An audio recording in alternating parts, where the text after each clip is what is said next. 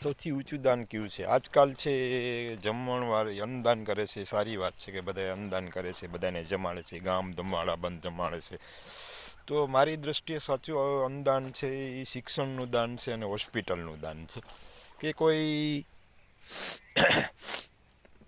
માણસ ગરીબનો છોકરો છે ને હોશિયાર છે ને ડૉક્ટર બનવા માગતો હોય ને, જો તમે એને શિક્ષણની ફી આપી દો તો આખી એની જિંદગી સુધરી જાય, આખો ભવ છે સુધરી જાણે. જે તમે અન્નદાન કરો છો એક દિવસ પૂરતુંનું અન્નદાન છે, અને જે શિક્ષણ દાન કરો છો આખી જિંદગીનું દાન કરો છો તમે. એટલે કોઈનું જો તમારી પાસે પૈસા હોય તો મંદિરમાં કે મસ્જિદમાં ચડાવવાના બદલે કોઈ ગરીબ માણસની ફી ભરી દો તો એ છોકરાની આખી જિંદગી સુધરી જશે.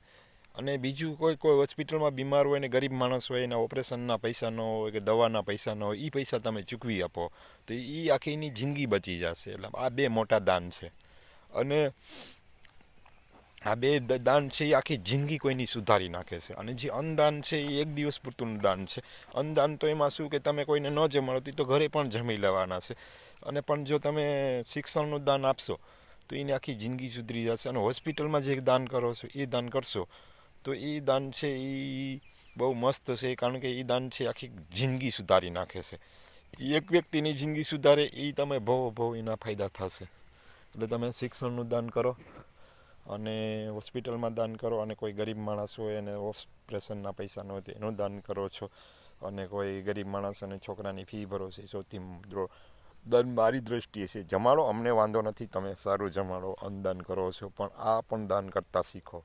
અત્યારે મસ્જિદમાં કે મંદિરોમાં સોનાના બધાય મૂર્તિ ને બધું છે એ વાંધો નથી, પણ એ વસ્તુ છે એ એમને એમ પડી રહેશે, એનો કોઈ સમાજના કલ્યાણ માટે ઉપયોગ નહીં થાય. જે સમાજનો વિકાસ થશે તો દેશ સેવા પ્રભુ સેવા એની જેમ છે, એ સેવા છે એ સેવા સાચી હોવી જોઈએ. અને જે ભાઈ દાન પડ્યું રહેશે એ દાન છે એ કોઈ સામાજિક કાર્યમાં નહીં વપરાય.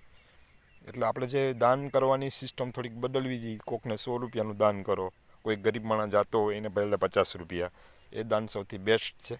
અને આવા દાન કરતા રહ્યો એવી મારી ઈચ્છા છે અને સલાહ છે કે ભાઈ આવા દાન પણ કરો. અને ડેલી 5-10 રૂપિયા કોઈ ગરીબ માણસોને આપશો તો એની જિંદગીમાં એને ફાયદો થશે. અને અપંગ અને જે એને વધુ દાન આપો. જે અપંગ છે, ચાલી નથી શકતા, એની કોઈ કમાણી નથી, જેના આંખો નથી, એને પણ દાન આપતા શીખો. આવજો. મારો વિડીયો ગમ્યો હોય તો લાઈક, કોમેન્ટ અને શેર કરજો.